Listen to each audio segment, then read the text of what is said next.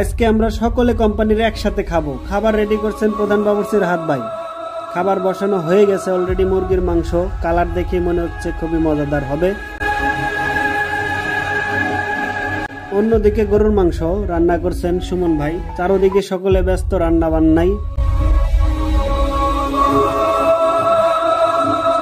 এদিকে আকরাম ভাই আমাদের সালাদ কেটে রেডি করে দিচ্ছেন, শসা গাজর মরিচ পেঁয়াজ সবকিছু কেটে।